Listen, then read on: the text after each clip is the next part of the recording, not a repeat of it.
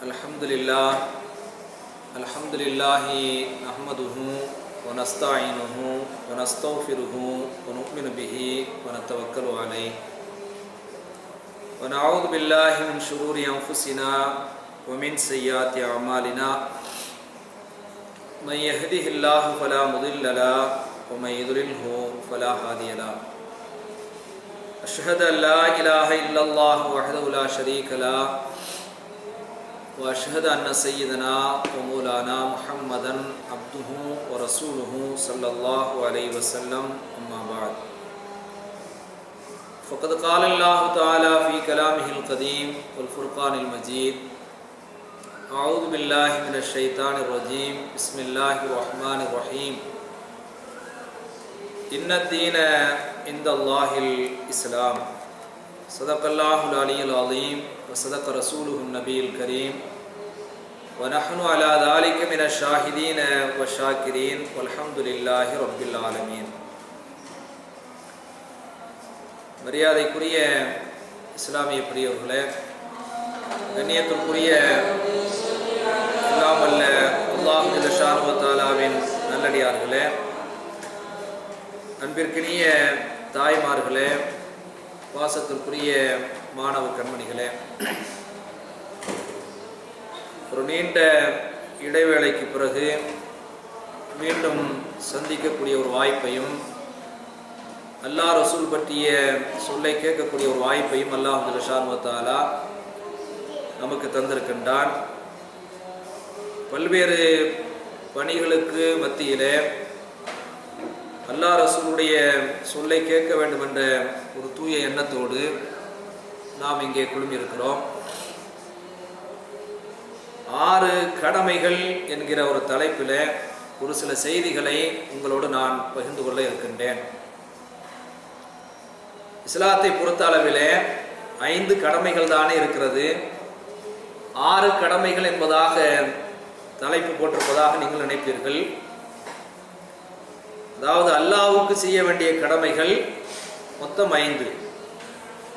ஆனால் மனிதர்களை பொறுத்த அளவிலே நபிகள் நாயகம் ஸல்லல்லாஹு அலைஹி வஸல்லம் அவர்கள் ஒரு ஹதீஸிலே ஒரு முஸ்லீம் இன்னொரு முஸ்லீமுக்கு செய்ய வேண்டிய கடமைகள் அப்படிங்கிற வகையில் 6 கடமைகளை குறிப்பிட்டிருக்கிறார்கள். இந்த அல்லாஹ்வுக்கு செய்ய வேண்டிய அந்த இஸ்லாத்தினுடைய 5 கடமைகளில் கூட 4 கடமைகள் தான் அல்லாஹ்வுக்கு நாம் செய்ய வேண்டிய கடமைகள். அந்த 4 கூட ஒன்றை அல்லாஹ் ஜல்ல ஷானுஹு தஆலா ஜகாத் என்று சொல்லப்படக்கூடிய அந்த கடமையை மனித கடமையாகத்தான் அல்லாஹ் என்ன செய்திருக்கிறார், ஆக்கி வைத்திருக்கிறார். இப்ப நபிகள் நாயகம் ஸல்லல்லாஹு அலைஹி வஸல்லம் அவர்கள் புகாரியில ஒரு முஸ்லீம் இன்னொரு முஸ்லீமுக்கு செய்ய வேண்டிய கடமைகள் அப்படிங்கிற வகையில ஒரு 6 அம்சத்தை குறிப்பிடுகிறார்கள். இந்த ஹதீஸை நாம் பரவலாக கேட்டிருப்போம். எல்லோருக்கும் தெரிந்த ஒரு எளிமையான ஒரு நபிமொழிதான். இருந்தாலும் கூட அந்த ஹதீஸிலே சொல்லப்பட்டிருக்கக்கூடிய அந்த விஷயத்தை மேம்போக்காகத்தான் நாம் என்ன செய்கிறோம், பின்பற்றி கொண்டிருக்கிறோம்.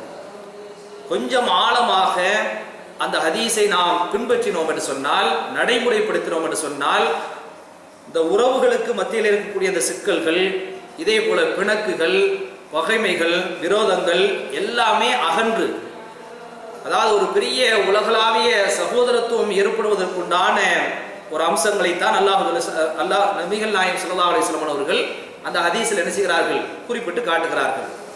இப்போ அந்த ஹதீஸை முதல் கட்டமாக நாம் பார்த்துவிட்டு அந்த ஹதீஸினுடைய வழக்கத்தை நாம் என்ன செய்வோம், அடுத்து நாம் பார்ப்போம்.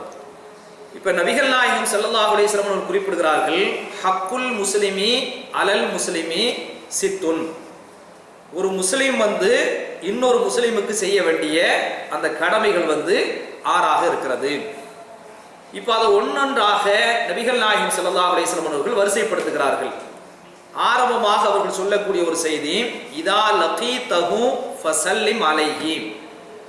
நீங்க ஒரு சகோதர முஸ்லீமை நீங்கள் சந்தித்தீர்கள் என்று சொன்னால் உடனே அவங்களுக்கு என்ன செய்ய வேண்டும், நீங்கள் சலாம் சொல்ல வேண்டும்.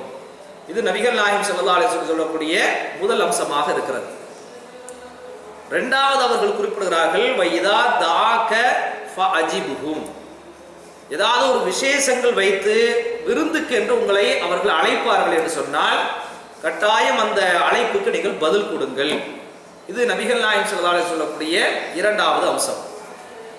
மூன்றாவதாக அவர்கள் குறிப்பிடுகிறார்கள், வைதஸ்தன்ஸஹக ஃபன்ஸஹ்லஹும். உங்களிடத்துல யாராவது ஒரு மனிதர் ஒரு சின்ன அறிவுரை அல்லது ஒரு ஆலோசனை, வாழ்வியல் சம்பந்தமான ஒரு ஆலோசனை, அதாவது மார்க்க சம்பந்தமான ஒரு ஆலோசனை, குடும்ப சம்பந்தமான ஒரு ஆலோசனை, வியாபார சம்பந்தமான சில ஆலோசனைகள் கேட்டால் என்று சொன்னால், உங்களுக்கு தெரியுமாக இருக்கும் என்று சொன்னால் நீங்கள் அதுக்கு ஆலோசனை சொல்லுங்கள். வைதா அத்தஸ, நான்காவதாக ரசூல் ஸல்லல்லாஹு அலைஹி வஸல்லம் குறிப்பிடுகிறார்கள், வைதா அத்தஸ ஃபஹமிதல்லாஹ ஃபஷம்மிதுஹும். ஒரு மனிதன் உங்களுக்கு முன்னாடி தும்மல் போட்டு அந்த தும்மலுக்காக வேண்டி அல்லாஹ்வுக்கு நன்றி செலுத்தக்கூடிய வகையிலே அல்ஹம்துலில்லாஹ் சொன்னான் என்று சொன்னால், நீங்களும் அதற்கு என்ன செய்யுங்கள், மறுமொழியாக அவனுக்கு புகழுங்கள், அதாவது பிரார்த்தனை செய்யுங்கள் என்று பெருமானார் ஸல்லல்லாஹு அலைஹி வஸல்லம் அவர்கள் குறிப்பிடுகிறார்கள். அதுக்கு அடுத்தபடியாக ஐந்தாவதாக ரசூல் ஸல்லல்லாஹு அலைஹி வஸல்லம் என்ன குறிப்பிடுகிறார்கள் என்று சொன்ல், வைதா மரில ஃபஉதுஹு. யாராவது உங்களுக்கு தெரிந்து நோய்வாய்ப்பட்டு படுக்கையில் கிடந்ததாக கேள்விப்பட்டீர்கள் என்று சொன்னால், நீங்கள் தயவு செய்து அது பக்கத்தில் இருந்தாலும் சரி, கொஞ்சம் தூரமாக இருந்தாலும் சரி, வாகனித்தாவது நீங்கள் என்ன செய்யுங்கள், நீங்கள் போய் நோய் நலம் விசாரியுங்கள். இது ஐந்தாவது அம்சமாக ரசூல் ஸல்லல்லாஹு அலைஹி வஸல்லம் குறிப்பிடுகிறார்கள். கடைசியாக ரசூல் ஸல்லல்லாஹு அலைஹி வஸல்லம் அவர்கள் ஸலாத்திலே ஆரம்பித்து கடைசியில் எங்கே முடிக்கிறார்கள் என்று சொன்னால், வைதா மாத்த. உங்களுக்கு தெரிந்து யாராவது ஒரு மனிதன் மூத்தாகி விட்டார் என்று சொன்னால், ஆணாக இருக்கட்டும் அல்லது பெண்ணாக இருக்கட்டும், பெரியவங்களாக இருக்கட்டும் அல்லது சின்னவங்களாக இருக்கட்டும், உங்க குடும்பத்தில் உள்ளவங்களாக இருக்கட்டும் அல்லது குடும்பத்துக்கு அப்பாற்பட்ட ஆளாக இருக்கட்டும், உங்களுக்கு ஒரு மௌத்து தெரிய வந்தது என்று சொன்னால், அந்த மரணமாகி அவரை அடக்கம் செய்கின்ற வரைக்கும் உண்டான அந்த காரியங்களிலே நீங்கள் கலந்து கொள்ளுங்கள். ஃபாத்பிஉஹு என்று நபிகள் நாயகம் ஸல்லல்லாஹு அலைஹி வஸல்லம் அவர்கள் சொல்லி காட்டுகிறார்கள். அப்போ 5 விஷயங்களை ரசூல் ஸல்லல்லாஹு அலைஹி வஸல்லம் என்ன செஞ்சிருக்கிறாங்க, சொல்லி காட்டிருக்கிறாங்க. சந்தித்தால் சலாம் சொல்வது ஒன்று, இரண்டாவதாக ஒரு விசேஷத்துக்கு அழைத்தால் அதுக்கு நாம் என்ன செய்யறது, பதில் கொடுக்கிறது இரண்டாவது, மூன்றாவது ஏதாவது ஒரு ஆலோசனை அறிவுரை கேட்டால் அறிவுரை சொல்வது, அதுக்கு அடுத்தபடியாக தும்மல் போட்டார் என்று சொன்னால், அவர் அல்லாஹ்வை புகழ்ந்தார் என்று சொன்னால் அதுக்காக வேண்டி பிரார்த்தனை செய்கிறது, அவர் நோய் வாய்ப்பட்டு விட்டார் என்று சொன்னால் அவரை போய் நோய் நலம் விசாரிக்கிறது, மௌத்தானதுக்கு பின்னாடி அவரை அடக்கம் செய்கின்ற வரைக்கும் உண்டான எல்லா காரியங்களிலும் கலந்து கொள்வது. இப்படியான 6 அம்சங்களை ரசூல் ஸல்லல்லாஹு அலைஹி வஸல்லம் அவர்கள் கடமை என்பதாக குறிப்பிட்டிருக்கிறார். அதாவது ஏதோ செய்யலாம் செய்யாம விட்டுறலாம் அப்படிங்கிற மாதிரி இல்லாம, ஹக்குல் அப்படின்னு சொன்னா அது ஒரு கடமையாக, கட்டாய கடமையாக இருக்கிறது என்கிற வகையிலே நபிகள் நாயகம் ஸல்லல்லாஹு அலைஹி வஸல்லம் அவர்கள் என்ன செய்கிறார்கள், சொல்லி காட்டுகிறார்கள். இப்ப இந்த ஹதீஸை நாம பல்வேறு இடங்களில் நாம் கேள்விப்பட்டிருக்கிறோம். ஆனா அதை மேலோட்டமாகத்தான் நாம் என்ன செய்கிறோம், செயல்படுத்தி கொண்டிருக்கிறோம். ஆனா அந்த 6 அம்சங்களையும் குர்ஆனும் சுன்னா சொல்கிற முறைப்படி நாம பேணுகிறோமா என்று சொன்னால் நிச்சயமாக இல்லை என்றால் சொல்ல வேண்டும். அதை நீங்க நாம சொல்லக்கூடிய இந்த விஷயத்தில் நீங்க என்ன செய்வீங்க, தெரிந்து கொள்வீர்கள். இப்ப இதை ஒவ்வொன்றாக ஒவ்வொரு அம்சமாக நாம் என்ன செய்வோம், நாம விளக்குவோம். இந்த 6 அம்சங்களையும் முழுமையாக இன்றைக்கு நாம் என்ன செய்ய முடியாது, முடிக்க முடியாது. குறைந்தபட்சம் ஒரு 3 அம்சங்களை முடிக்க வேண்டும் என்கிற வகையில ஒரு எண்ணத்தோடு நாம பேசுகிறோம். அல்லாஹ் எப்படி வைத்திருக்கிறானோ அது அல்லாஹ்வுக்கு தான் தெரியும். இப்போ ஃபர்ஸ்ட் என்ன சொன்னோம், வசீஃப் தானே, வசீஃப். முதல் அம்சமாக நாம் என்ன சொன்னோம், யாராவது சந்திச்சா நாம் என்ன செய்யணும், சலாம் சொல்லணும். இந்த சலாம் சொல்வது சம்பந்தமாக கிடைக்கக்கூடிய நன்மைகள் அப்படிங்கிற வகையில ஏதாவது நீங்க கேள்விப்பட்டிருப்பீங்களா இல்லையா, சலாம் சொன்னா என்ன நன்மை கிடைக்கும் அப்படிங்கிற மாதிரி கேள்விப்பட்டிருப்பீங்களா இல்லையா, அந்த மாதிரி ஏதாவது ஒரு செய்தியை நீங்க சொல்லுங்க. ஏதாவது ஒரு விஷயம், சலாம் சொன்னா என்ன நன்மை கிடைக்கும், நன்மை கிடைக்கும் சொல்லி பொதுவா சொல்லக்கூடாது. நேற்றைய தினத்துல அப்படி கேட்கிற சமயத்துல யார் நன்மை கிடைக்கும் பொதுவா சொல்லிட்டாங்க. இந்த மாதிரி இல்லாம இன்ன நன்மை கிடைக்கும் அப்படின்னு சொல்லி ரசூல் ஸல்லல்லாஹு அலைஹி வஸல்லம் செஞ்சிருப்பாங்க, சொல்லியிருப்பாங்க. அந்த மாதிரியான வகையில ஏதாவது கேள்விப்பட்ட செய்தி உங்களுக்கு தெரியுமா, சலாம் சொன்னால் இன்ன நன்மை கிடைக்கும் அப்படின்னு?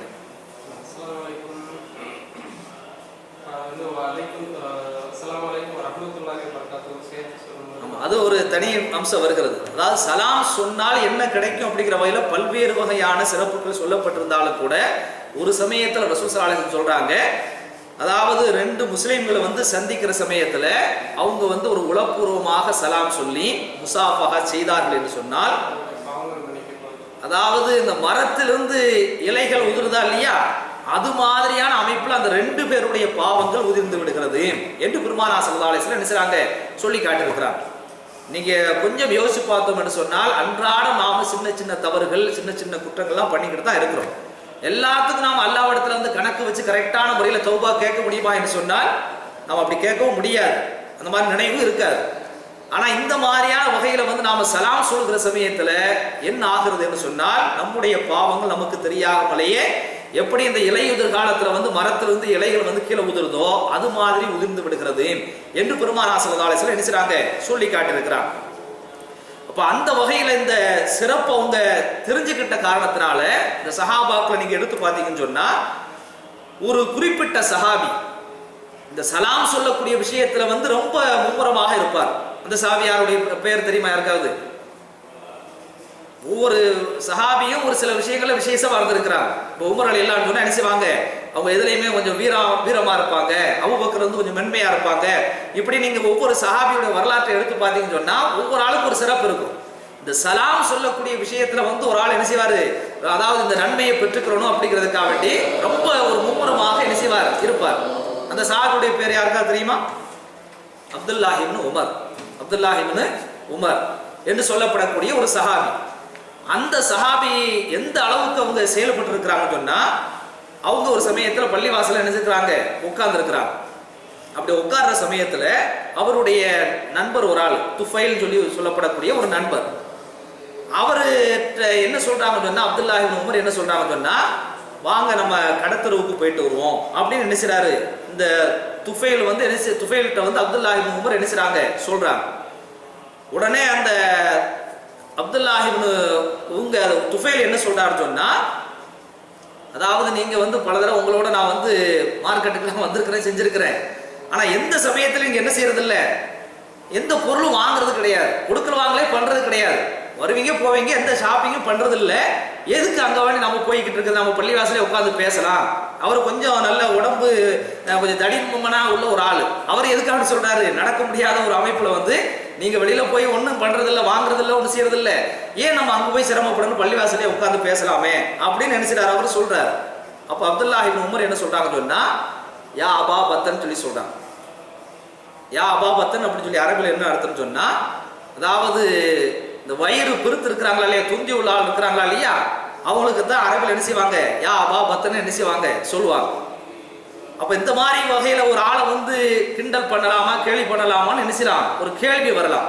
அதாவது அந்த நாம யாரை வந்து கேலி பண்றோமோ கிண்டல் பண்றோமோ அவர் வந்து அதை வந்து சீரியஸாக எடுத்துக்கொள்ள மாட்டார். ஒரு நட்புங்கிற வகையில வந்து அதை வந்து என்ன செய்வார், யதார்த்தமாக எடுத்துக்கொள்வார். அதனால மனசு புண்பட மாட்டார், வருத்தப்பட மாட்டார். அப்படிங்கிற மாதிரியான ஒரு கட்டத்துல இந்த மாதிரி பேசுறதுக்கு ஒரு நையாண்டியா, சீரியஸா இல்ல, ஒரு நையாண்டியா பேசுறதுக்கு சில இடத்துல அனுமதி இருக்கிறது. ஆனா அதே சமயத்துல நாம சொல்லக்கூடிய அந்த வார்த்தையின் மூலமாக இந்த மாதிரி கேலி கிண்டல் மூலமாக அவர் வந்து வருத்தப்படுவார், அவர் சீரியஸாக எடுத்துக்கொள்வார், அவருடைய மனசு புண்படும் அப்படிங்கிற மாதிரி இருந்துச்சுன்னு சொன்னா இந்த வார்த்தையை நம்ம என்ன செய்யக்கூடாது, பயன்படுத்தக்கூடாது. ஆனா இந்த துஃபைல் வந்து அப்துல்லாஹ் இப்னு உமருக்கு வந்து ரொம்ப நெருக்கமான ஒரு சஹாபி, அதை வந்து ஒரு சீரியஸா எடுத்துக்கிற மாட்டார். அப்படிங்கிற வகையில தான் யா அபா பத்தன், இந்த வயிறு பெருத்த ஒரு மனுஷரே ரசூல் ஸல்லல்லாஹு அலைஹி வஸல்லம் என்ன சொல்லி இருக்கிறாங்க, ரெண்டு மனிதர் வந்து சலாம் சொன்னார் என்று சொன்னால் இந்த மரத்துல இருந்து என்ன செய்யுது, இலை உதிர்வது போல அந்த பாவங்கள் உதிர்ந்துன்னு சொல்றாங்களா இல்லையா. அப்ப நாம கடைத்தெருக்கு போற சமயத்துல வந்து எத்தனை பேர் நாம சந்திப்போம், சந்திக்கக்கூடிய அத்தனை பேருக்கு நாம சலாம் சொன்னோம் என்று சொன்னால் அதனால நம்முடைய பாவங்கள் எத்தனை பாவங்கள் உதிர்கிறது, இதனை யோசிச்சு பார்க்க வேண்டாமா அப்படின்னு நினைச்சாங்க. அவங்க சொல்லிட்டு அவங்க அந்த துஃபைல் நினைச்சாங்க கூப்பிட்டுட்டு போறாங்க அப்படிங்கிற மாதிரி நாம நினைச்சிரோம், கேள்விப்படுகிறோம். அப்ப இது மாதிரியான வகையில் இந்த சஹாபாக்கள் செயல்பட்டது போல சலாம் சொல்றதுக்காக என்னைக்காவது நாம ஷாப்பிங் போயிருக்கிறோமா, மார்க்கெட்டுக்கு போயிருக்கிறோமா? நாம அப்படி போறதே கிடையாது. ஆனா வந்து ஒரு விஷயத்தை அவங்க புரிஞ்சுக்கிட்டாங்கன்னா, சஹாபாக்கள் புரிஞ்சுக்கிட்டாங்கன்னா அதை செயல்படுத்துறதுக்கு அந்த அளவுக்கு நினைச்சிருக்கிறாங்க, முயற்சி செய்திருக்கிறார்கள் என்கிற செய்தியை நாம் என்ன செய்ய வேண்டும், எண்ணி பார்க்க வேண்டும். இப்ப இந்த சலாத்துல வந்து எல்லாருமே நாம பண்ணி சொல்லிக்கிட்டு தான் இருக்கிறோம். ஆனா ரசூலுல்லாஹ் சொன்ன முறைப்படி நாம சொல்லுகிறோமா என்று சொன்னால் அது கொஞ்சம் குறைவாகத்தான் இருக்கிறது. இப்ப ரசூல் ஸல்லல்லாஹு அலைஹி வஸல்லம் வந்து இந்த சலாம் சொல்லக்கூடிய விஷயத்துல என்ன சொல்றாங்கன்னு சொன்னா, அனைவருக்கும் நீங்கள் சலாம் சொல்லுங்க, அனைவருக்கும் நீங்கள் சலாம் சொல்லுங்க. இன்னைக்கு நடைமுறையில் நாம என்ன பார்ப்போம் என்று சொன்னால், எங்களை போன்ற உஸ்தாதுமார்களை பார்த்து என்ன செய்வாங்க, ஏதாவது நினைச்சுக்குவாங்க உஸ்தாத் அப்படிங்கிறதுக்காண்டி அஸ்ஸலாமு அலைக்கும் சொல்றது. இதே மாதிரி ஒரு பெரிய பணக்காரர் வர்றாரு, ஒரு பிரமுகர் வர்றாரு, விஐபி வர்றாரு, அவர்கிட்ட வந்து ஏதாவது பண்றது கிடைக்கிறதுக்காக வேண்டி என்ன செய்யுது, அவருக்கு சலாம் போடுறது அப்படிங்கிற மாதிரி என்ன செய்யுது ஒரு நடைமுறையில் இருக்குது. ஆனா எல்லாருக்கும் சலாம் சொல்ல வேண்டும் என்று பெருமானார் ஸல்லல்லாஹு அலைஹி வஸல்லம் சொல்றாங்க. தக்ரவு ஸலாம அலாமன் அரஃப்த வமல்லம் தாரிஃப், உனக்கு அறிமுகமானவராக இருக்கட்டும் அறிமுகம் இல்லாதவராக இருக்கட்டும் எல்லோருக்கும் நீங்க என்ன செய்யுங்க, சலாம் சொல்லுங்கள் என்று நபிகள் நாயகம் ஸல்லல்லாஹு அலைஹி வஸல்லம் சொல்லி காட்டுகிறார்கள். இந்த ஹதீஸ்ல வந்து சலாத்தை மட்டும் சொல்லல, அறிமுகமானவருக்கும் அறிமுகம் இல்லாதவருக்கு நீங்க சலாம் சொல்லுங்கன்னு சொல்லி என்ன செய்யல, வெறும் சலாத்தை மாத்திரம் சொல்லல. ஒரு மூமினுடைய பண்பாட்டை ரசூல் ஸல்லல்லாஹு அலைஹி வஸல்லம் குறிப்பிடுறாங்க. என்ன பண்பாடுன்னு சொன்னா, ஒரு முஸ்லிம் வந்து குறுகிய மனப்பான்மை உடையவனாக இருக்கக்கூடாது. ஒரு விசாலமான மனப்பான்மை என்ன செய்யணும், ஒரு பரந்த மனப்பான்மை இருக்கணும். யாரை பார்த்தாலும் சலாம் சொல்றது அப்படிங்கிற வகையில ஒரு பரந்த மனப்பான்மை உள்ளவனாக இருக்கணும். அப்படிங்கிற வகையில் என்ன செய்றாங்க ரசூல் ஸல்லல்லாஹு அலைஹி வஸல்லம் அதையும் சேர்த்து தான் இதுல என்ன செய்றாங்க சொல்லி காட்டுறாங்க. நம்ம ஆரம்பத்தில் சொன்ன அப்துல்லாஹ் இப்னு உமர் இருக்கிறாங்களா இல்லையா, அவங்க கடத்தெருவுக்கு போனாங்கன்னு சொன்னா அந்த கடையில வியாபாரம் செய்யக்கூடிய வியாபாரிக்கும் சலாம் சொல்லுவாங்க, அந்த தெருவில் நடந்து போகக்கூடிய பாதசாரி இருக்கிறாங்க இல்லையா அவனுக்கு சலாம் சொல்லுவாங்க, வரக்கூடிய ஏழைக்கும் சலாம் சொல்லுவாங்க, பணக்காரனுக்கும் சலாம் சொல்லுவாங்க, அறிமுகம் உள்ளவர் அறிமுகம் அல்லாதவர் அனைவருக்கும் சலாம் சொல்வார்கள். அப்படிங்கிற மாதிரி நாம் என்ன செய்யறோம் கேள்விப்படுகிறோம். இது அல்லாமங்க இந்த சலாத்துல வந்து ரசூல் ஸல்லல்லாஹு அலைஹி வஸல்லம் வந்து இன்னொரு ஒழுங்குமுறையை நமக்கு கற்றுக் கொடுத்திருக்கிறாங்க. என்ன ஒழுங்குமுறைன்னு சொன்னா, இது வந்து புகாரி முஸ்லிம்ல வந்து பதிவு செய்யப்பட்டிருக்கிறது. யுசல்லிமு ராகிபு அலல் மாஷி, அதாவது ஒரு ஆள் வந்து இப்ப நாமெல்லாம் உட்கார்ந்து இருக்கிறோம், ஒரு ஆள் என்ன செய்றாரு, ஒரு ஆள் வந்து என்ன செய்யறாருன்னு சொன்னா நடந்து போய்கிட்டு இருக்கிறார், இன்னொரு ஆள் என்ன செய்யறாரு வாகனத்துல வர்றாரு. இப்படி ரெண்டு பேரும் வர்ற சமயத்துல யாரு முதல்ல சலாம் சொல்றது, ரசூல் ஸல்லல்லாஹு அலைஹி வஸல்லம் அது வந்து ஒரு ஒழுங்குமுறையை நமக்கு சொல்லி காட்டுறாங்க. யார் சலாம் சொல்லணும் சொல்லுங்க பாப்போம். நடந்து வரவர் முதல்ல சலாம் சொல்லணுமா, அல்லது வாகனத்துல போறவர் வண்டியில போறவர் வந்து சலாம் சொல்லணுமா? வண்டியில போறவங்க தான் அனுசரிக்கணும், அந்த நடந்து போறவருக்கு சலாம் சொல்லணும். அது ஒரு ஒழுங்குமுறை. அதாவது அந்த சலாம் சொல்லக்கூடிய விஷயத்துல ஒரு சின்ன யூகம் என்ன செய்யக்கூடாது, வந்துடக்கூடாதுக்காக வேண்டி, தாழ்வு மனப்பாடம் வந்துடக்கூடாதுக்காக வேண்டி என்ன செய்றாங்க அந்த மாதிரி சொல்லி இருக்கிறாங்க. இதே மாதிரி வல் மாஷி அலல் காயின், இந்த நடந்து ஒரு ஆள் வந்துகிட்டு இருக்கிறாரு, நாமெல்லாம் உட்கார்ந்து இருக்கிறோம். இப்ப அவர் வந்து உள்ள வர்றாருன்னு சொன்னா நாம உட்கார்ந்து இருக்கிறோம், நடந்து வந்துகிட்டு இருக்கிறாரு, உள்ள நுழையிறாருன்னு சொன்னா யார் ஃபர்ஸ்ட் சலாம் சொல்லணும்? இந்த நடந்து வர்றாரா இல்லையா அவர் தான் உட்கார்ந்து இருக்கிறவங்களுக்கு என்ன செய்யணும் சலாம் சொல்லணும். ரசூல் ஸல்லல்லாஹு அலைஹி வஸல்லம் கற்றுக் கொடுத்திருக்கக்கூடிய ஒரு முறை. வல் கலீலு அலல் கஸீர், ஒரு இடத்துல 5 பேர் இருக்கிறாங்க, ஒரு இடத்துல 10 பேர் இருக்கிறாங்க. இந்த 10 பேர் உள்ள ஆளை 5 பேர் சந்திக்கிறதுக்காண்டி போறாங்க. இப்ப யார் அதிக எண்ணிக்கையில உள்ளவங்க சலாம் சொல்லணுமா, அது அதிக எண்ணிக்கை குறைவா இருக்கிறவங்க சலாம் சொல்லணுமா? குறைவா இருக்கிறாங்களா இல்லையா அவங்க தான் எண்ணிக்கை அதிகமா உள்ளவங்களுக்கு என்ன செய்யணும் சலாம் சொல்லணும் சொல்லி என்ன செய்றாங்க ரசூல் ஸல்லல்லாஹு அலைஹி வஸல்லம் ஒரு 3 ஒழுங்குமுறையை நமக்கு கற்றுக் கொடுத்திருக்கிறாங்க. இந்த விஷயத்தை வச்சு அதுக்கு விளக்கம் எழுதுகிற சமயத்துல என்ன சொல்றாங்கன்னு சொன்னா, ஒரு சின்ன பையன் வர்றான், ஒரு பெரிய ஆள் வர்றாங்க, 2 பேரும் சந்திச்சுக்கிறாங்கன்னு சொன்னா யாரு வந்து முதல்ல சலாம் சொல்லணும்? இந்த சின்ன பையன் தான் என்ன செய்யணும் அந்த பெரியவங்களுக்கு மரியாதை கொடுக்குறமா சலாம் சொல்லணும். இதே மாதிரி எங்களை போன்ற ஒரு ஆசிரியர், இதே போல மாணவர்கள் இருக்கிறாங்கன்னு சொன்னா 2 பேரும் சந்திச்சுக்கிறாங்கன்னு சொன்னா யாரு ஃபர்ஸ்ட் முதல்ல சலாம் சொல்லணும்னு சொன்னா அந்த மாணவர் தான் என்ன செய்யணும் சலாம் சொல்லணும். இதே போல வந்து பிள்ளையும் பெற்றோர்கள் என்ன செய்றாங்க சந்திச்சுக்கிறாங்கன்னு சொன்னா அப்படி சந்திக்கிற சமயத்துல யார் தான் முதல்ல சலாம் சொல்லணும்? அதாவது மூத்தவங்களுக்கு பெற்றோர்களுக்கு மரியாதை கொடுக்கும் முகமாக பிள்ளைகள் தான் என்ன செய்யணும் சலாம் சொல்லணும். இப்படியான ஒரு ஒழுங்குமுறையில என்ன செய்றாங்க ரசூல் ஸல்லல்லாஹு அலைஹி வஸல்லம் கற்றுக் கொடுத்திருக்கிறாங்க. இது ஒரு பக்கத்துல இருந்தாலும் கூட இன்னொரு சமயத்துல ஒரு சஹாபி ரசூலுல்லாஹ்ட்ட ஒரு கேள்வி வைக்கிறார். என்ன கேள்வி வைக்கிறான்னு சொன்னா, யார சொல்ல 2 பேரும் சந்திச்சுக்கிறாங்க, பொதுவா அவர் ஒரு கேள்வியை சொல்றாரு, 2 பேரும் சந்திச்சுக்கிற சமயத்துல யாரு முதல்ல சலாம் சொல்றது அப்படின்னு நினைச்சாங்க, ஒரு பொதுவா நினைச்சாங்க ஒரு கேள்வியை வைக்கிறாங்க. அப்ப அந்த கேள்விக்கு வந்து ரசூல் ஸல்லல்லாஹு அலைஹி வஸல்லம் வந்து நேரடியாக பதில் சொல்லாம எப்படி பதில் சொல்றாங்கன்னு சொன்னா, அந்த 2 பேர்ல யாரு வந்து அதிகமான தக்குவா இருக்கிறதோ, அல்லாஹ்வுக்கு நெருக்கமாக இருக்கிறாரோ, பேணுதலாக இருப்பாரோ அவர் முதல்ல சலாம் சொல்லி விடுவார். யார் சலாம் சொல்லுவான்னு சொல்லி அவர் கேட்கிறாங்க. அதுக்கு நேரடியாக நினைச்சாங்க பதில் சொல்லாம அந்த 2 பேர்ல யாருக்கு அல்லாஹ்வுடைய பயபக்தி, அல்லாஹ்வுடைய நெருக்கம், அந்த பேணுதல் இருக்கிறது அவர் என்ன செஞ்சிருவாரு முதல் கட்டமாக சலாம் சொல்லி விடுவார். அப்ப யார் முதல் கட்டமாக சலாம் சொல்லி விடுகிறார்களோ அவரிடத்துல என்ன இருக்குது? தக்வா இருக்குது, பேணுதல் இருக்குது. அப்படிங்கிற விஷயத்தை என்ன செய்றாங்க சொல்லி காட்டுறாங்க. இந்த இப்னு உமர் இருக்கிறாங்களா இல்லையா அவங்கள உதாரணம் சொல்ல முடியுது. அவங்க சம்பந்தமா என்ன சொல்லுவாங்கன்னு சொன்னா, அவங்களுடைய வாழ்க்கையில அவங்க மரணமாகின்ற வரைக்கும் அவங்களுடைய வழக்கம் எப்படி இருந்துச்சுன்னு சொன்னா, எல்லாருக்கும் இவங்க தான் முதல்ல சலாம் சொல்லுவாங்க. பிறருக்கு வாய்ப்பு தராத அளவுக்கு என்ன செஞ்சிருவாங்க, இவங்க தான் சலாம் சொல்லிக்கிறவாங்க, முந்திக்கிறவாங்க. அப்ப அந்த ரசூல் ஸல்லல்லாஹு அலைஹி வஸல்லம் சொன்ன அந்த விஷயத்தை வந்து ஒரு முழுமையாக புரிஞ்சு கொண்ட காரணத்தினால அவங்க எப்படி நினைச்சிருக்காங்க செயல்பட்டு இருக்கக்கூடிய ஒரு காட்சியை நினைச்சிரும் நம்ம பார்க்கிறோம். அனஸ் ரலியல்லாஹு என்று சொல்லப்படக்கூடிய ஒரு சஹாபிங்க, அவங்க வந்து அப்படியே வீதி வழியை நடந்துகிட்டு இருக்க சமயத்துல நம்ம ஹாஷிம், நம்ம ஜாசிம் போன்ற அந்த குழந்தைகள்லாம் விளையாடிக்கிட்டு இருப்பாங்களா இல்லையா, விளையாடிக்கிட்டு இருக்க சமயத்துல என்ன செய்வாங்க சொன்னா, இவங்களே என்ன செய்வாங்க முதல் கட்டமாக சலாம் சொல்லிவிடுவாங்க. அனஸ் ரலியல்லாஹு அவர்கள் சொல்லிட்டு அவங்க வந்து பக்கத்தில் இருக்கக்கூடிய அந்த நண்பர்கிட்ட சொல்லுவாங்களாம், கானன் நபி ஸல்லல்லாஹு அலைஹி வஸல்லம் யஃபாலு, நான் மட்டும் இப்படி பண்ணல, ரசூலுல்லாஹ் இப்படி தான் பண்ணாங்க, அதை நான் என்ன செய்யறேன், ஃபாலோ பண்றேன். குழந்தைங்க அவங்க சலாம் சொல்லட்டும் அப்படிங்கிறதுக்காக என்ன செய்யக்கூடாது, நாம் எதிர்பார்த்துக்க கூடாது, நாம முந்தி சலாம் சொல்லிடணும். நான் சலாம் சொல்றேன்னா ரசூலுல்லாஹ் அப்படி பார்த்தேன், ரசூலுல்லாஹ் இப்படி தான் செஞ்சாங்க, குழந்தைகளுக்கு அவங்கள என்ன செஞ்சிருவாங்க, சலாம் சொல்லிடுவாங்க அப்படிங்கிற ஒரு செய்தி என்ன செய்றாங்க, சொல்லி காட்டுறாங்க. அப்ப அந்த வகையில நாம யோசித்து பார்த்தோம்னு சொன்னால், ஒரு ஆசிரியர் வந்து மாணவருக்கு என்ன செய்யணும், அவங்க சலாம் சொல்றதுக்கு முன்னாடி இவர் சலாம் சொன்னார் என்று சொன்னால் அவருடைய உள்ளத்துல என்ன செய்யுது, தக்குவா இருக்கிறது, பேணுதல் இருக்கிறது. நீங்க ஒரு பெரிய ஒரு கம்பெனியுடைய முதலாளியா என்ன செய்யலாம், இருக்கலாம். காலையில் என்ன செய்றீங்க, கம்பெனிக்குள்ள நுழையிறீங்க, உள்ள என்ன செய்றாங்க, தொழிலாளர் உங்களுக்கு கீழே பணி செய்யக்கூடிய சம்பளம் வாங்கக்கூடிய தொழிலாளர் என்ன செய்றாங்க, உட்கார்ந்து இருக்கிறாங்கன்னு சொன்னா நம்மகிட்ட வேலை பார்க்குற ஆள் தானே அப்படிங்கிற வகையில் அவங்க சலாம் சொல்லட்டும் அப்படிங்கிற மாதிரி நீங்க இருந்தீங்கன்னு சொன்னா உங்க உள்ளத்துல வந்து பேணுதல் குறைவு இருக்குதுன்னு அர்த்தம். அவன் இப்போ தொழிலாளியா இருந்தானே முதலாளியா இருந்தானே அல்லாஹ்வுடைய அடியான் அப்படிங்கிற வகையில வந்து நீங்க வந்து முதல் கட்டமாக ஒரு முதலாளி தொழிலாளிக்கு பார்த்து சலாம் சொல்லி விட்டார் என்று சொன்னால் அவர்கிட்ட வந்து என்ன செய்யுது, தக்குவா இருக்குது அப்படிங்கிற வகையில் என்ன செய்றாங்க, ரசூல் ஸல்லல்லாஹு அலைஹி வஸல்லம் வந்து நமக்கு உணர்த்தி காட்டுறாங்க. இது அல்லாம இன்னொரு செய்திங்க, இந்த சலாம் சொல்லக்கூடிய விஷயம் இருக்குதா இல்லையா, இதுல இன்னொரு முறை இருக்கிறது. அந்த முறையில வந்து நாம சலாம் சொன்னோம் என்று சொன்னால் அதான் சலாம் சொல்றதுலயே ரொம்ப சிறந்த முறை.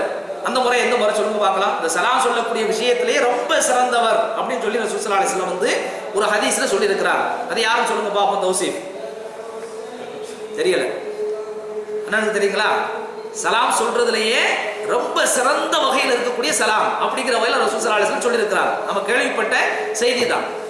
அதாவது ரெண்டு பேர் என்ன செய்றாங்க, ரசூல் ஸல்லல்லாஹு அலைஹி வஸல்லம் சொல்றாங்க, லா யஹில்லு லி ரஜலின் அயஹ்ஜுர அஹாஹு ஃபௌக ஸலாசி லயால். நம்ம சமூகத்துல ரெண்டு பேர் என்ன செய்றாங்க, சண்டை பிடிச்சு பகைமையாகி விட்டால் என்று சொன்னால், அப்படி பகைமையான ஆள் வந்து என்ன செய்யணும், 3 நாளைக்கு மேல அந்த பகைமை என்ன செய்யக்கூடாது, நீடித்திருக்க கூடாது அப்படின்னு நினைச்சாங்க ரசூல் ஸல்லல்லாஹு அலைஹி வஸல்லம் சொல்லி இருக்கிறாங்க. ஆனா ரெண்டு பேரும் சண்டை போட்டுக்கிட்டு பகைமை அப்படி நீடித்துக்கிட்டே இருக்குது. அந்த பகைமை எந்த அளவுக்கு நீடித்திருக்குன்னு சொன்னா, எந்த அளவுக்கு கடுமையா இருக்குன்னு சொன்னா, எழுத்தகையானே அவங்க ஒரு சமயத்துல ரெண்டு பேரும் என்ன செய்றாங்க, சந்திக்க வேண்டிய ஒரு கட்டம் வர்ற சமயத்துல எப்படி நடந்துக்கிறாங்கன்னு சொன்னா, ஃபயுரில் ஹாதா வயுரில் ஹாதா, இவன்கிட்டயே நான் என் முகத்தை காட்டணும், இவன்கிட்டயே நாம பேசணும்னு சொல்லி இவன் என்ன செய்யறான், முகத்தை திருப்பிக்கிறான். அவன் என்ன செய்யறான், நான் உன்னுடைய முகத்தை நான் ஏன் பார்க்கணும் சொல்லிங்கிற வகையில் அவன் என்ன செய்யறான், திருப்பிக்கிறான். அந்த மாதிரி ஒரு சண்டை, ஒரு பகைமை ஏற்பட்டு ஒரு ஆளுடைய முகத்தை இன்னொரு ஆள் பார்க்காத அளவுக்கு, பார்ப்பதை வெறுக்கக்கூடிய அளவுக்கு என்ன செய்றாங்க அவங்க இருக்கக்கூடிய அந்த காலகட்டத்துல வஹைருஹுமா அல்லது யப்தஉ பிஸ்ஸலாம், இந்த நிலையில யாரு வந்து சலாத்தை சொல்லி அந்த உறவை புதுப்பித்துக் கொள்கிறானோ அவன் தான் சிறந்தவன் என்று பெருமானார் ஸல்லல்லாஹு அலைஹி வஸல்லம் நினைச்சாங்க, சொல்றாங்க. அப்ப இந்த மாதிரியான ஒரு அனுபவம் நம்முடைய வாழ்க்கையில் ஏற்பட்டிருக்கிறதா? நம்ம உறவுக்கு மத்தியில் நம்ம என்ன செஞ்சிருப்போம், சண்டை பிடிச்சிருப்போம், அண்ணன் தம்பி கடையில சண்டை பிடிச்சிருப்போம், அக்கா தங்கச்சி கடையில சண்டை பிடிச்சிருப்போம், நண்பர்களுக்கு இடையில என்ன செஞ்சிருப்போம், சண்டை பிடிச்சிருப்போம், வியாபார பங்காளிகள் இருக்கிறாங்களா இல்லையா அவங்களுக்கு இடையில ஒரு செலவு வந்திருக்கும்.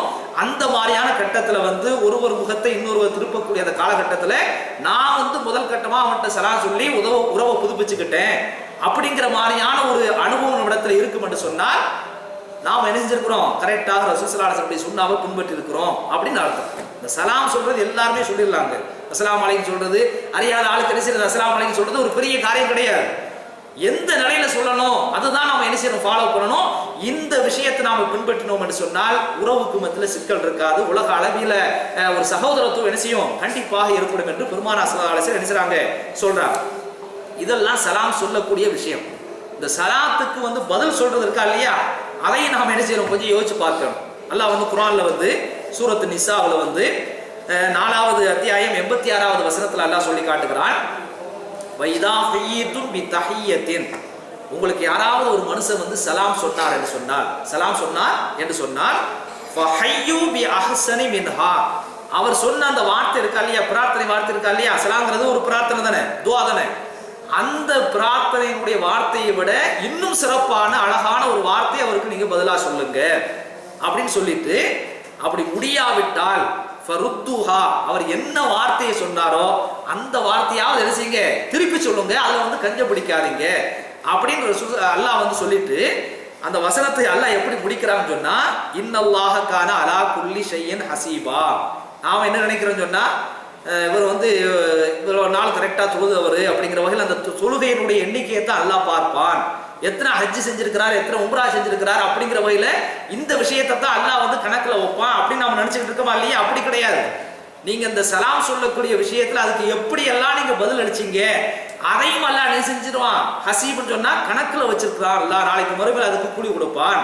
நீங்க எந்த நிலையில சொன்னீங்க அஸ்ஸலாமு அலைக்கும் நாம இன்னைக்கு சொல்றோம், சலாம் நாம வந்து வெளியில வார்த்தையில சொல்லிட்டு உள்ளுக்குள்ள என்ன செய்யறோம், அழிஞ்சு போட்டு லானத்து பண்ணி நம்ம பண்ண வைங்க. அப்ப அது அல்லாஹ்வுக்கு தெரியுமா இல்லையா? அப்ப நீங்க எந்த வகையில நீங்க சலாம் சொன்னீங்க, எந்த எண்ணத்துல வந்து மனோபாவத்துல சொன்னீங்க அதையும் அல்லாஹ் கணக்குல வச்சிருக்கிறான். எந்த வார்த்தை யூஸ் பண்ணீங்க அந்த வார்த்தை என்ன செய்யறான் அல்லாஹ் என்ன செய்யறான் கணக்குல வச்சிருக்கிறான்னு சொல்லி அல்லாஹ் என்ன செய்யறான் குர்ஆன்ல சொல்லி காட்டுகிறான். இப்ப இந்த இடத்துல இன்னொரு விஷயத்தை நாம தெரிந்து கொள்ள கடமைப்பட்டிருக்கிறோம். அதாவது இந்த சலாம்ங்கிற சப்ஜெக்டுக்கு அப்பாற்பட்ட ஒரு செய்தி ரசூல் ஸல்லல்லாஹு அலைஹி வஸல்லம் சொல்லி இருக்கிறாங்க. உலகத்துல நம்ம வாழ்ற சமயத்துல யாராவது ஒரு மனுஷன் நமக்கு தெரிஞ்சவங்களோ உறவுலையோ அல்லது யாரும் நமக்கு ஏதாவது ஒரு உபகாரம் பண்ணிட்டான்னு வைங்க, ஏதாவது ஒரு இஹ்சான் அப்படிங்கிற வகையில் உபகாரம் பண்ணிட்டான்னு வைங்க, அந்த உபகாரத்துக்கு எந்த வகையிலாவது மௌத்துக்குள்ளாக நீங்க அதுக்கு பிரதி உபகாரம் பண்ணி விடுங்கள் என்று ரசூல் ஸல்லல்லாஹு அலைஹி வஸல்லம் நினைச்சாங்க சொல்லி காட்டுறாங்க. எந்த வகையிலாவது ரசூலுல்லாஹ்வுடைய வாழ்க்கை நீங்க வந்து ஆரம்பத்துல இருந்து கடைசி வரை நீங்க படிச்சீங்கன்னு சொன்னா பின்னாடி வந்து ரசூல் ஸல்லல்லாஹு அலைஹி வஸல்லம் ஃபத்ஹு மக்கா வெற்றி ஏற்பட்டதுக்கு முன்னாடி மிகப்பெரிய அளவுக்கு என்ன செஞ்சு ஒரு சூழல் இஸ்லாத்துக்கு உருவாச்சு. ஆனா அந்த ஆரம்ப கட்டத்துல வந்து ரசூலுல்லாஹ்வுக்கு வந்து யாரெல்லாம் உதவி செய்தார்களோ, மனைவியில இருந்து பணியாளர்கள் இருந்து நண்பர்கள் இருந்து இப்படி யாரெல்லாம் உதவி செஞ்சாங்களோ அத்தனை பேருக்கும் பிரதி உபகாரம் பண்ணிட்டு தான் ரசூல் ஸல்லல்லாஹு அலைஹி வஸல்லம் மூத்தா இருக்கிறாங்க. நீங்க வாழ்க்கையை எடுத்து பார்த்தீங்கன்னு சொன்னா இந்த ஒரு மனுஷனுக்கு ரசூல் ஸல்லல்லாஹு அலைஹி வஸல்லம் ஒரு ஆள் உதவி பண்ணிட்டு அதுக்கு பிரதி உபகாரத்தை ஒரு பெறாமல் அவங்க என்ன செய்யறது இல்லை, மூத்தானது கிடையாது.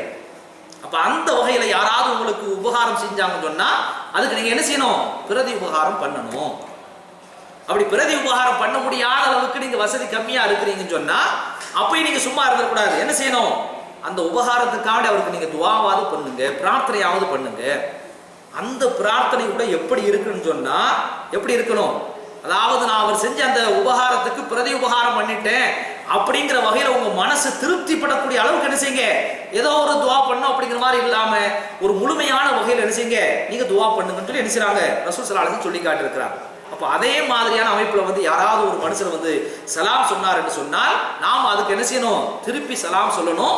அந்த சலாம் என்ன செய்யணும், அதை விட அழகியான ஒரு வார்த்தையாக என்ன செய்ய வேண்டும், இருக்க வேண்டும் என்று அல்லாஹ் என்ன செய்கிறான் சூரத் நிசாவுல சொல்லி காட்டுகிறான். இது சம்பந்தமாக ஒரு அழகான ஒரு நிகழ்ச்சி வந்து தபரானியில பதிவு செய்யப்பட்டிருக்கிறது.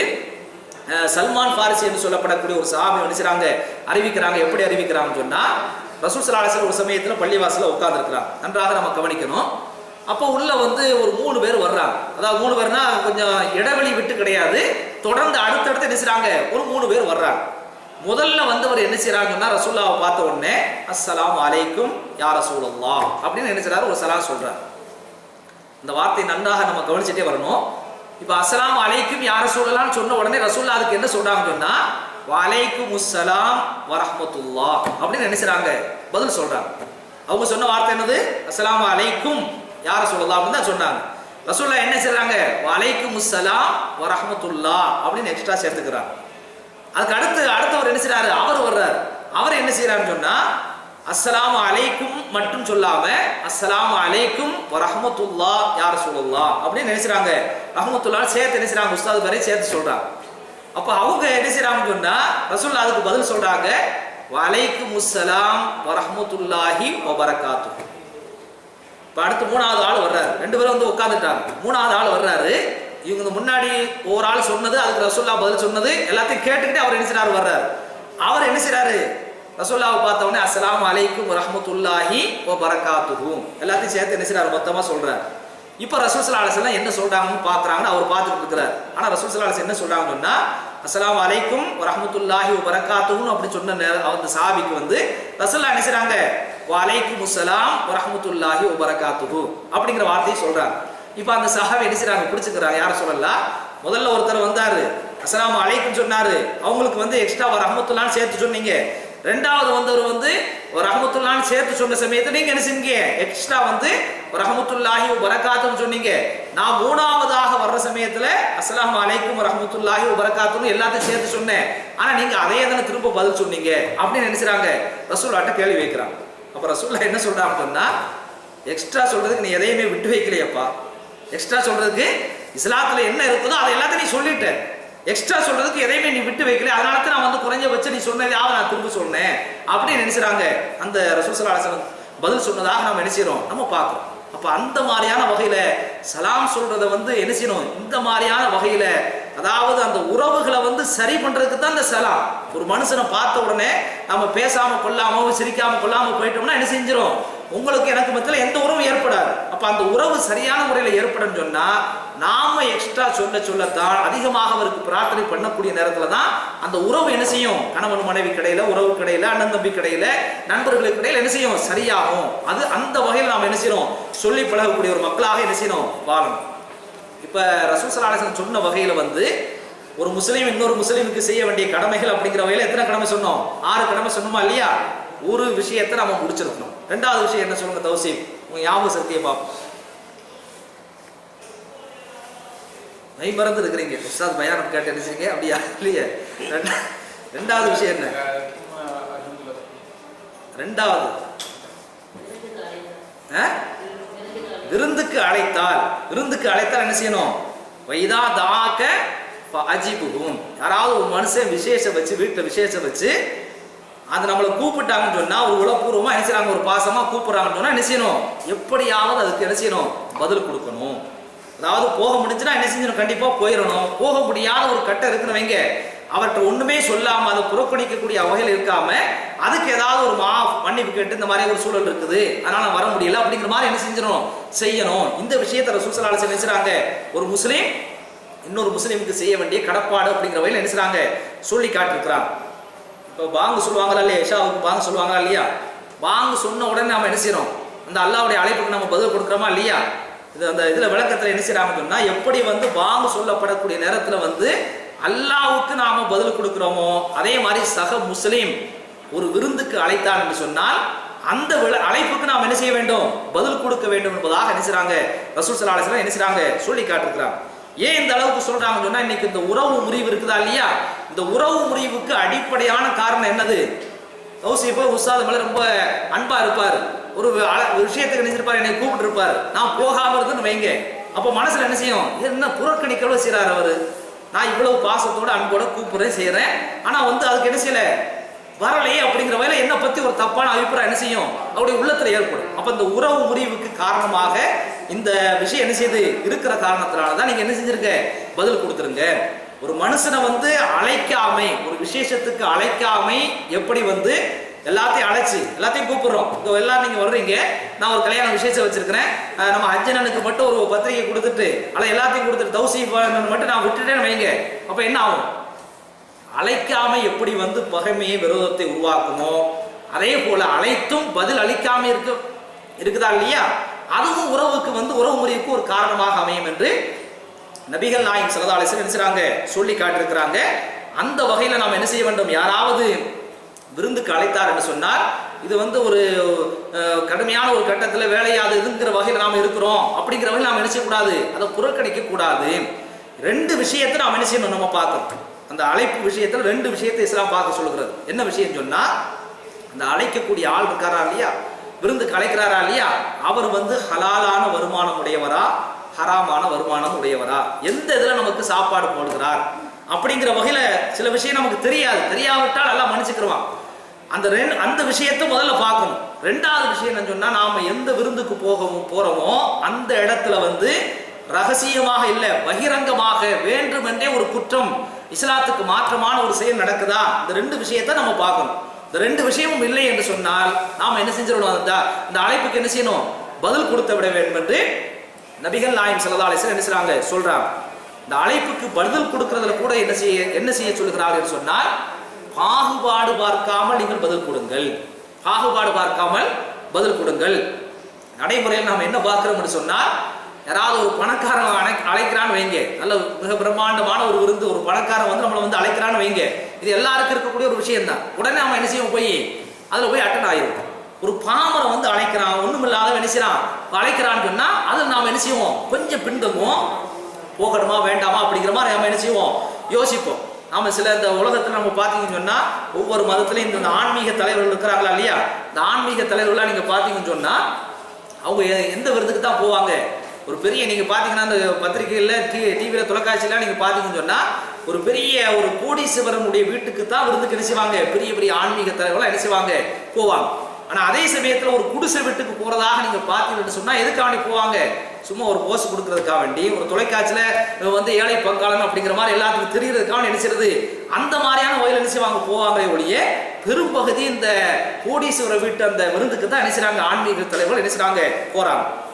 இந்த ஆலிம் சாக்கள்ல கூட நீங்க பாத்தீங்கன்னு சொன்னா எங்களை போன்ற யாரையும் கூட சொல்றதா நம்ம நினைச்ச கூடாது.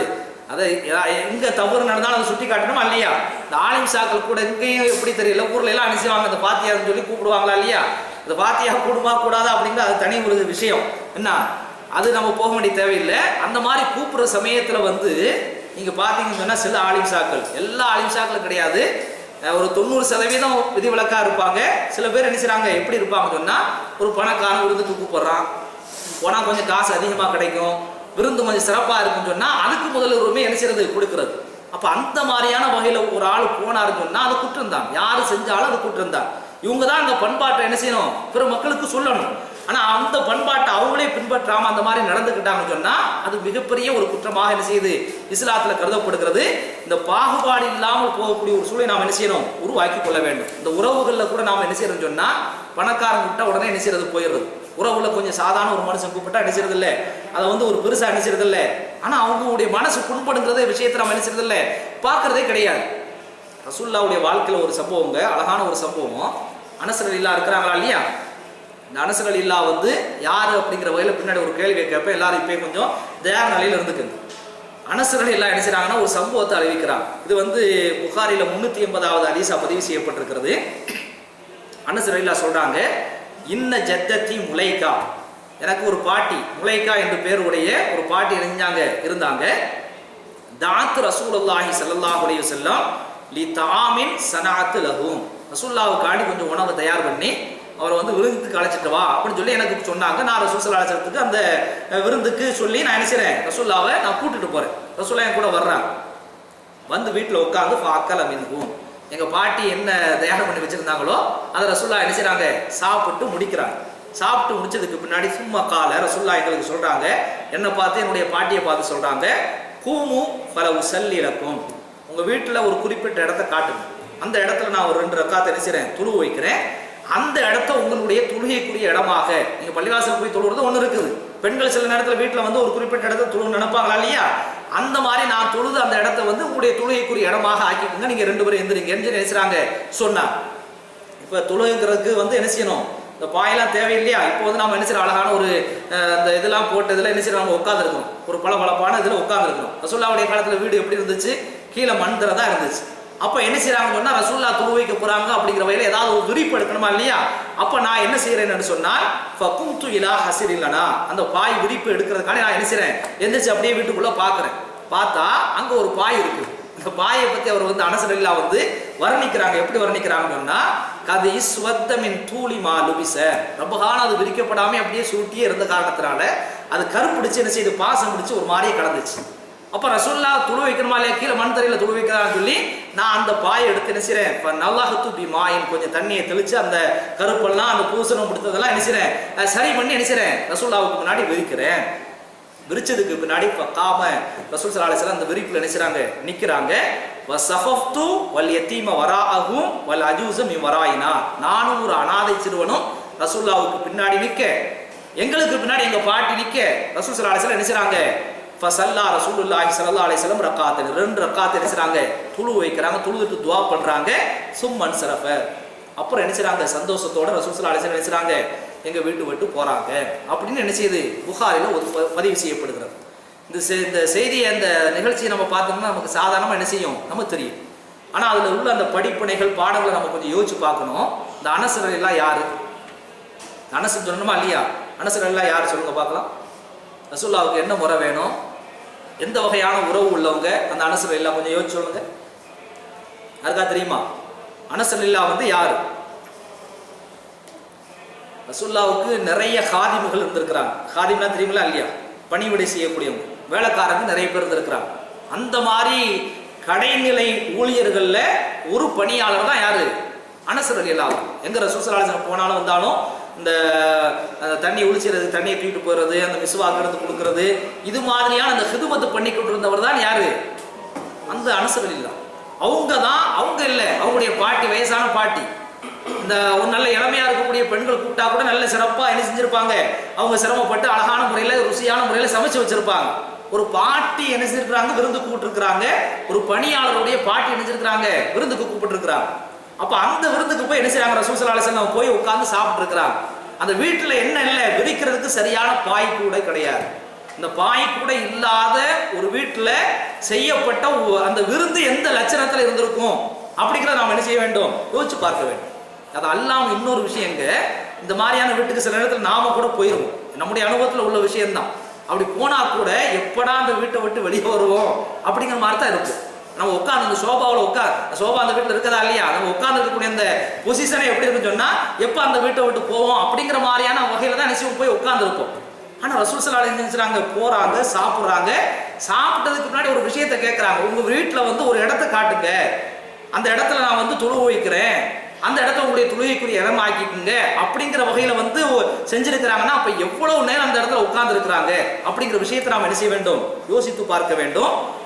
அந்த ரசூல் ஸல்லல்லாஹு அலைஹி வஸல்லம் சாதாரண ஆள் கிடையாது. எப்படிப்பட்ட ஆள் சொன்னா, அந்த கட்டத்துல இந்த ஆன்மீகங்கிற வகையில அவங்க தான் தலைவர், இஸ்லாத்தினுடைய ஆன்மீகங்கிற வகையில அவங்க தான் தலைவர். அது அல்லாம அரசியல்ங்கிற வகையில அந்த அரபு நாட்டுக்கு அவங்க தான் நினைச்சாங்க, ஒரு அதிகாரியாக, ஒரு முதலமைச்சராக, ஒரு பிரதமர் மந்திரி அளவில் நினைச்சாங்க இருக்கிறாங்க.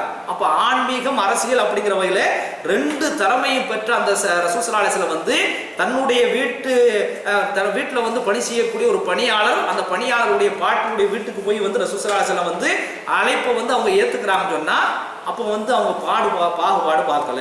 இந்த பாகுபாடு பார்க்காத ஒரு தன்மை நம்முடைய வாழ்க்கையில் என்ன செய்யணும், வரணும். இன்னைக்கு உலகத்தில் நம்ம பார்க்குறோமா இல்லையா, இந்த பணக்காரன் ஏழை அப்படிங்கிற வகையில் இந்த கம்யூனிஸ்ட் சித்தாந்தம் இருக்குதா இல்லையா, இது ஏற்பட்டதுக்கு அடிப்படையான காரணம் என்னன்னு சொன்னா இந்த மாதிரி பாகுபாடு பார்த்தது. அந்த பாகுபாடு இஸ்லாத்தில் இருக்கக்கூடாது. யாரை அழைச்சாலும் என்ன செய்யணும், அதுக்காண்டி பணக்காரருடைய அந்த அழைப்பு வந்து புறக்கணிக்கிற மாதிரி சொல்லலை, ரெண்டையும் சம அளவில் நீங்க வச்சு பார்க்கணும் என்று இஸ்லாம் நமக்கு என்ன செய்யறது, சொல்லி காட்டுகிறது. இந்த மாதிரியான வகையில நாம வந்து நம்முடைய வாழ்க்கையில அனுபவம் இருக்கும் என்று சொன்னால் அந்த ரசூல் ஸல்லல்லாஹு அலைஹி வஸல்லம் சொன்ன அந்த 6 அம்சங்களை நாம என்ன செய்றோம், சரியாக நிறைவேற்றி இருக்கிறோம் அப்படிங்கிற மாதிரி நாம என்ன செய்யலாம், எண்ணிக்கொள்ளலாம்.